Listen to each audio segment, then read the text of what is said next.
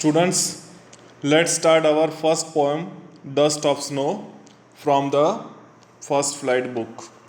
It is written by Robert Frost.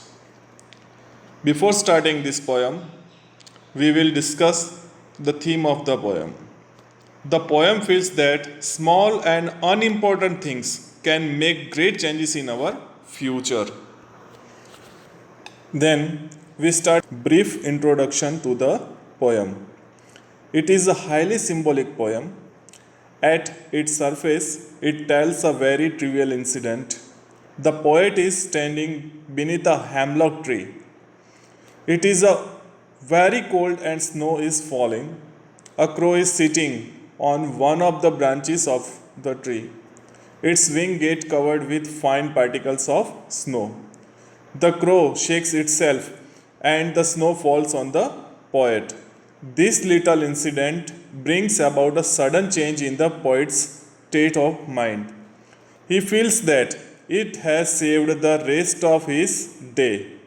Now he won't let his day be wasted simply because the snow is falling. Like the crow, he too will shake off his inertia and go about his business as usual. तो कविता में यही बताया गया है कि एक मामूली सी घटना बताती है कि कवि एक धतूरे के पेड़ के नीचे खड़ा है। बहुत ठंड का मौसम है और बर्फ़ भी पड़ रही है। तो यहाँ पे हेमलॉक ट्री का जो वर्णन किया गया है, तो हेमलॉक ट्री क्या होती है? तो हेमलॉक ट्री पॉइजनियस ट्री बोलते हैं, उसके ऊपर वाइट फ्लावर्स से लगते होते हैं। और इसमें एक कौवे का वर्णन भी किया गया है।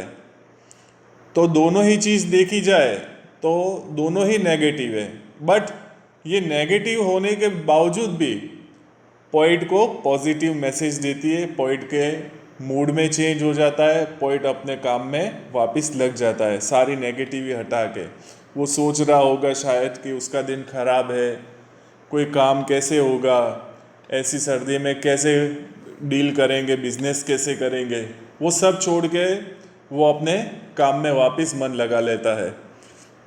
तो ऐसे ही ये कविता में कवि एक धतूरे के पेड़ के नीचे खड़ा है। बहुत ठंड का मौसम है और बर्फ़ भी पड़ रही है। पेड़ की एक डाली के ऊपर एक कौवा बैठा हुआ है। जो छोटे छोटे कण होते हैं स्नो के कारण, तो इसके जो पंख होते हैं वो स्नो के कणों से भर जाते हैं। कौवा स्वयं को झटकता है और बर्फ़ कवि के ऊपर आ गिरती है। तो यह छोटी सी घटना कवि की मनोदशा को तुरंत बदल देती है। वह महसूस करता है कि इसने उस बाकी बचा जो दिन है उसको उसने बचा दिया है। अब वह अपना दिन केवल इस कारण से नहीं नष्ट होने देगा कि वहाँ बर्फ़ पड़ रही है। कौवे की भांति वह भी अपनी जड़ता को त्याग कर देगा और पूर्व जैसे कि आगे जो काम पे लगता था वैसे ही वो काम पर निकल पड़ेगा। Let's start the poem. The way a crow shook down on me the dust of snow from a hemlock tree। तो जिस तरह एक कौवे ने, जो कवि पेड़ के नीचे खड़ा है उसके एक डाली पे बैठा हुआ एक कौवा ने जिस तरह से अपने शरीर पे जमे हुए डस्ट ऑफ स्नो, मतलब स्नो के छोटे छोटे पार्टिकल्स उसके ऊपर गिरा है, has given my heart a change of mood and saved some part of a day I had rued।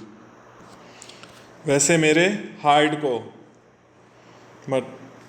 में जो मेरा मूड था उसको कैसे उसने चेंज किया, और जो मेरा बाकी बचा हुआ दिन जो मेरा बिगड़ा हुआ था उसको कैसे उसने वापस सुधार दिया। ऐसे ही वो बताते हैं हमें। तो इस पोयम में देखेंगे कि जो राइमिंग वर्ड्स है, तो फर्स्ट 4 लाइन्स के अंदर जैसे कि क्रो तो स्नो, मी एंड ट्री, तो ए बी की तरह उसमें राइमिंग वर्ड्स है।